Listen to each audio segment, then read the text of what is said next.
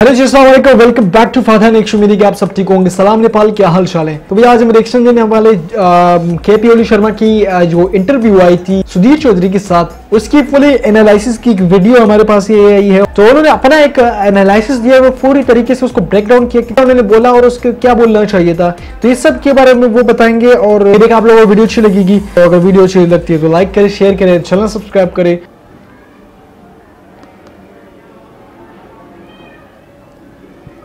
दोस्तों, अगर आपने अभी तक मेरे चैनल को सब्सक्राइब नहीं किया तो चैनल को सब्सक्राइब कर दें, सब्सक्राइब कीजिए और लेटेस्ट अपडेट से जुड़े रहने के लिए बेल आइकन पर क्लिक कीजिए, जिससे आपको नए वीडियो की नोटिफिकेशन मिलती रहेगी। तो दोस्तों, जैसा कि आप देख रहे हैं कि अभी जो न्यूज़ निकल के आ रही है सामने, जो सुधीर चौधरी जी हैं, जो जी न्यूज़ के रिपोर्टर और एंकर भी हैं, तो उनने अपनी मार्केटिंग स्ट्रेटेजी को लेकर के सिर्फ डायरेक्टली नेपाल के जितने भी लोग हैं उन सबको एंगेज करने के लिए केपी शर्मा ओली जी का, जो कि नेपाल के प्रधानमंत्री हैं, उनका इंटरव्यू लिया। अब इस बारे में थोड़ा विश्लेषण करते हैं डीप में। तो दोस्तों, वीडियो बहुत ही अच्छा होने वाला है, शुरू से लेकर अंत तक ज़रूर देखिएगा।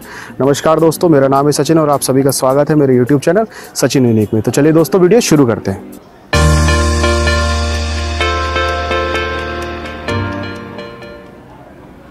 तो दोस्तों, जैसा कि मैं आपको बताना चाहता हूं कि जो अभी फ़िलहाल जो इंटरव्यू हुआ, सुधीर चौधरी जी ने इंटरव्यू लिया, वो बहुत बड़े एक प्रकार के रिपोर्टर जर्नलिस्ट हैं। और जो इंटरव्यू के अनुसार केपी शर्मा ओली जी, जो नेपाल के प्रधानमंत्री हैं, उनको लेकर के इंटरव्यू लिया गया। और कहीं ना कहीं इसको अगर विश्लेषणात्मक तरीके से देखें तो ये समझ में आता है कि ये सिर्फ एक मार्केटिंग स्ट्रेटेजी थी, जिसको लेकर के अपनी टीआरपी को बढ़ाने के लिए सुधीर चौधरी जी ने ये इंटरव्यू लिया। और इस इंटरव्यू में केपी शर्मा ओली जी, जो नेपाल के प्रधानमंत्री हैं, उनने काफ़ी बातें ऐसी क्लियर कर दी, इतनी क्लियर तरीके से अपना स्टैंड रखा, जिसको देख करके ऐसा लगता है कि नहीं, शायद जो लोग गलत सोच रहे हैं नेपाल को लेकर के, उनके दिमाग थोड़े खुले। तो और ये बात समझने वाली बात यह है कि जो प्रधानमंत्री, दूसरे देश का प्रधानमंत्री किसी दूसरे देश के रिपोर्टर या न्यूज़ चैनल पे आकर के इंटरव्यू दे रहा है, तो उसमें कितना गट है। और यहाँ तो उल्टी बात है कि यहाँ तो हमारे प्रधानमंत्री इंटरव्यू नहीं देते। तो कहने की बात यह है कि अब सबसे पहले तो इनकी जो इंटरव्यू इन्हें दिया है, इसको थोड़ा विश्लेषण करते हैं और फिर आपको मैं स्टेप बाय स्टेप समझाने की कोशिश करूँगा कि क्या चीज़ सही है, क्या चीज़ गलत है। तो दोस्तों, वो अलग से वीडियो में नहीं डाल सकता, क्योंकि यहाँ पे कॉपीराइट क्लेम का कोई इशू आ सकता है। और यहाँ पे हम सिर्फ उन वीडियो को, जो इंटरव्यू हुआ है, उसमें डायरेक्टली जो बात हुई है, उसी के बेसिस पे बात करने की आपसे कोशिश करूँगा। और हो सके तो मैं उस वीडियो का लिंक अपने डिस्क्रिप्शन में दे दूँगा। तो बात करते हैं कि उनके सवाल क्या थे। सबसे पहला सवाल सुधीर चौधरी जी का ये था कि क्या भारत राम है और नेपाल लक्ष्मण है, तो क्या वो छोटा भाई है, ऐसा करके अपने आप को बड़ा ब्रदर और छोटे ब्रदर के रूप में देखने की कोशिश करे, क्यों नहीं कर रहा है नेपाल, ऐसा करके मतलब उनका सवाल था। और जवाब में सिर्फ यही था, केपी शर्मा ओली जी ने बहुत स्मार्ट आंसर दिया। उन्होंने यह कहा कि वो समय को दूसरा था, जब चीज़ें अलग तरीके से चल रही थी, भाई छोटा था और बड़ा भाई करके भारत को देखना और छोटे भाई के रूप में नेपाल को देखते थे। परंतु आज चीज़ें बदल चुकी हैं और यूनाइटेड नेशन में सारे देश एक समान हैं, चाहे वो छोटा देश हो चाहे बड़ा देश हो, कोई फ़र्क नहीं पड़ता। तो उनने ये बात स्टैंड क्लियर कर दिया। कोई आज तक कोई भी किसी भी लीडर ने, नेपाल के किसी लीडर ने किसी दूसरे देश के प्रेस मीडिया से ऐसी बात नहीं की थी। तो ये एक बात, एक स्टैंड तो ये समझ में आता है कि नहीं, ये एक स्वाभिमान की बात कर रहे हैं। नेक्स्ट कि कालापानी लिपु लेक को लेकर के आपका स्टैंड क्या है। तो ऑब्वियस ही बात है कि इसको लेकर के काफ़ी विरोध भी हुआ था भारत में और काफ़ी पक्ष विपक्ष पे लेकर के बात भी हुई। तो नेपाल की जो संसद है, उसने सर्वसहमति से पूरे बहुमत से अपने देश का नक्शा भी जारी किया था। और काफ़ी इसमें तथ्य प्रमाण भी हैं और मैंने इससे रिलेटेड एक पहले वीडियो बनाया दोस्तों, आप चाहे तो आई बटन पे क्लिक करके उसको देख लीजिएगा। मैंने विस्तार में बताया कि कालापानी किसको बिलोंग करता है। और रही बात केपी ओली जी के मुंह से सुनने वाली कि क्या ये कौन सा क्षेत्र है, ये इसके बारे में आपका क्या कहना है, कालापानी लिपु लेक लिम्पियाधुरा को लेकर के। तो साफ स्पष्ट रूप में उन्होंने यह कहा कि हम भारत के साथ डिप्लोमेटिक टॉक करेंगे। डिप्लोमेटिक टॉक करने के साथ साथ हम इस मुद्दे को पूरी तरीके से सुलझा लेंगे। और उनका यह भी मानना है कि 2021 के अंत तक ये मुद्दा सुलझ जाएगा। तो मतलब वो काफ़ी मच कॉन्फिडेंट हैं और उनका जो और उनने काफ़ी जो धार्मिक तरीके से भी बात करने की कोशिश की, कि धार्मिक लेवल पे बताया कि राम जी और धर्म को लेकर के और बुद्ध को लेकर के काफ़ी उनने धार्मिक रूप से एक ज्ञान दिया। उनने यह भी कहा सबसे बड़ी बात कि जो आज का समय है वो एशिया का समय है। वेस्टर्न कंट्रीज़ जो भी वेस्टर्न कंट्रीज़, यूरोपीय कंट्रीज़ थी, उन सब ने अपना समय देख लिया है। गोल्डन पीरियड उनका हो चुका है। अब जो समय है वो एशिया का है। तो इस बात को लेकर के सुधीर जी के सामने इनने कहा केपी शर्मा ओली जी ने, जो कि कई हद तक बहुत अच्छी बात थी। और उनका एक बेबाक अंदाज कहने का एक तरीका, उनने डायरेक्टली अपने एक बोलते हैं कि अपने पोजीशन का भी मान रखते हुए लोगों को ये बताने की कोशिश की कि नहीं, वो एक देश के प्रधानमंत्री हैं। ऑब्वियस सी बात है दोस्तों, कोई भी देश का प्रधानमंत्री है तो वो प्रधानमंत्री चाहे छोटे देश का हो चाहे बड़े देश का हो। इजराइल का प्रधानमंत्री या इजराइल का राष्ट्रपति भारत के प्रधानमंत्री की इक्विवेलेंट ही होगा। ऐसा नहीं है कि उसका क्षेत्र बड़ा है या क्षेत्र छोटा है तो वो छोटा कहलाया जाएगा। तो ये मेंटेलिटी बदलने की ज़रूरत है, और इस मेंटेलिटी को बदला जाए कि हम छोटे नहीं हैं, हम बराबर के हैं। यूनाइटेड नेशन में हम सबका जो लेवल है वो बराबर का है। इस बारे में उनने अपने विजन्स क्लियर किए हैं, जो कि बहुत सही बात है। और जहाँ पे नेपाल से बात हो और चीन की बात ना निकले और भारत की बात ना निकले, ऐसा हो ही नहीं सकता दोस्तों। क्योंकि सबसे पहली बात तो जो नेपाल है, जियोग्राफिकली देखा जाए तो उसकी लोकेशन दो बड़े महान देशों के बीच में आती है, और जिसमें सबसे पुरानी सभ्यता माना जाता है। महान देश के रूप में केपी शर्मा ओली जी ने भी बहुत अच्छे संबोधन किए, बहुत अच्छी बात है। वो भी इज़्ज़त करते हैं दोनों महान देशों की।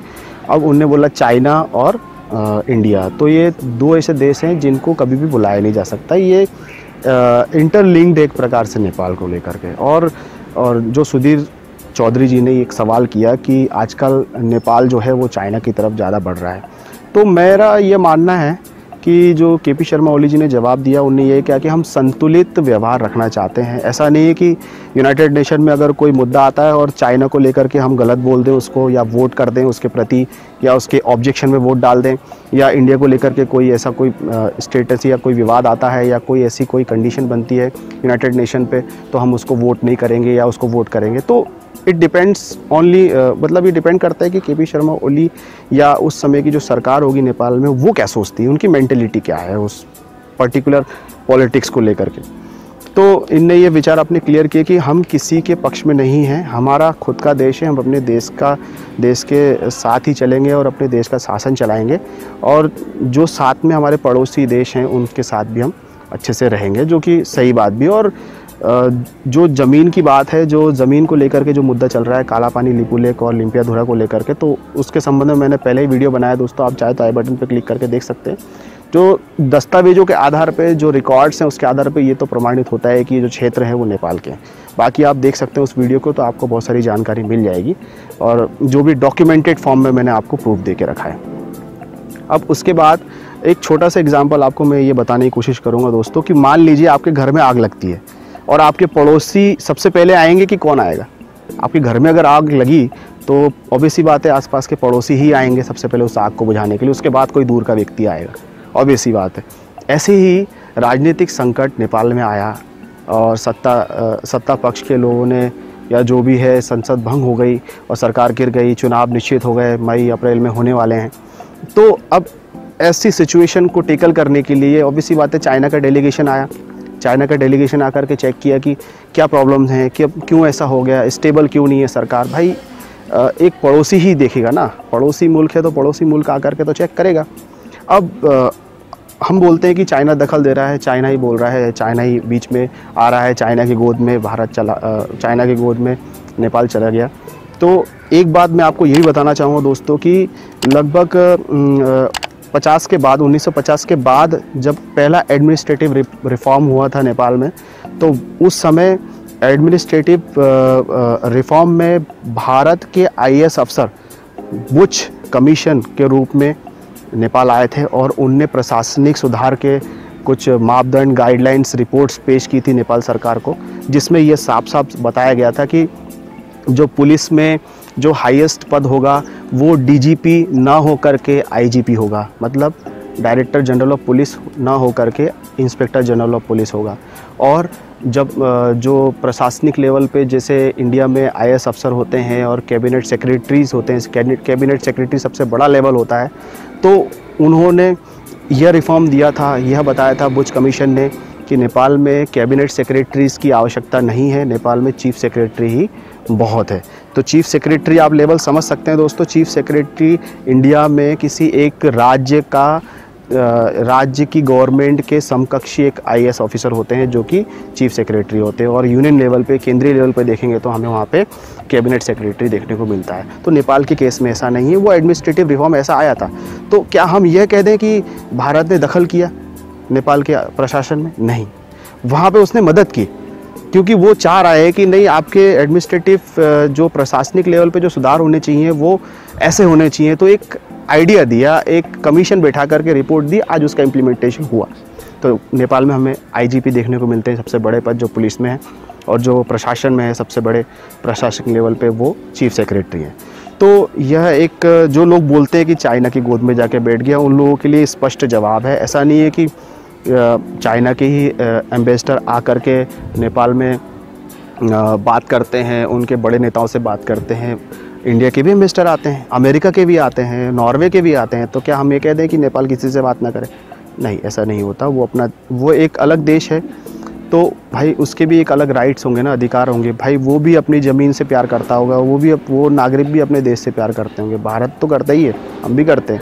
और मेरा तो ऐसा है कि मैं दोनों देशों से बहुत अच्छे में प्रेम करता हूँ, बहुत, क्योंकि ये बहुत ही अच्छे पीसफुल नेशन है, साथ में होना बहुत ज़रूरी है। और नेपाल का सबसे बड़ा चैलेंज यही है कि उसको चाइना से और भारत के साथ किस प्रकार संतुलित व्यवहार रखना है, ये बहुत बड़ा चैलेंज है। वहाँ के कोई भी लीडर अगर वहाँ पे आता है नेतृत्व के रूप में, तो उसको ये सबसे बड़ा चैलेंज है। और इसी चैलेंज में रहते रहते ही काफ़ी उतार चढ़ाव उनके पॉलिटिकल करियर में आता है और वो स्टेबल नहीं हो पाते, तो फिर जाके कोई ना कोई परेशानी सिविल लेवल पे देखने को मिलती है। बाकी जो ये सुधीर चौधरी जी ने जो इंटरव्यू लिया, वो सीधी बात है, ये मार्केटिंग स्ट्रेटेजी थी। क्योंकि क्या है कि जो इंडियन मीडिया को तो वहाँ के लोग देख नहीं रहे हैं और एक प्रकार से बायकॉट ही कर दिया है। और इसको एंगेज करने के लिए, वहाँ की जनता को एंगेज करने के लिए, अपने व्यूज़ बढ़ाने के लिए, अपने जो पब्लिसिटी स्टंट का उपयोग करते हुए इनने डायरेक्टली KP शर्मा ओली जी से इंटरव्यू किया। और ऑब्वियस सी बात है कि जो इंटरव्यू का जवाब KP शर्मा ओली जी ने दिया, जो कि सही भी था और देना भी चाहिए था। तो अब देखिए, यही परिवेश इंडिया में तो, भारत में तो नहीं देखने को मिलता, क्योंकि वहाँ के भारत के भी जो बड़े बड़े जो नेता हैं वो ज़्यादातर इंटरव्यूज़ में नहीं आते हैं। तो ऐसा, ये चीज़ सीखनी चाहिए राजनेताओं को कि नहीं, प्रेस के सामने आकर के बात करें, अपनी बातें रखें।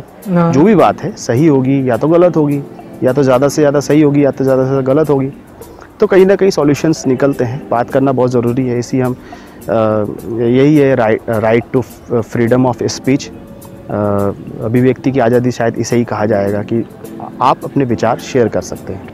और रही बात जो नेपाल को लेकर के, जो गंदी धाराएं बन रही थी, जो ख़राब आचरण फैलाए जा रहे थे, ये कहीं ना कहीं सॉर्ट आउट होने चाहिए। और जो ऐतिहासिक हवाले को लेकर के KP शर्मा ओली जी ने बहुत अच्छी बात की।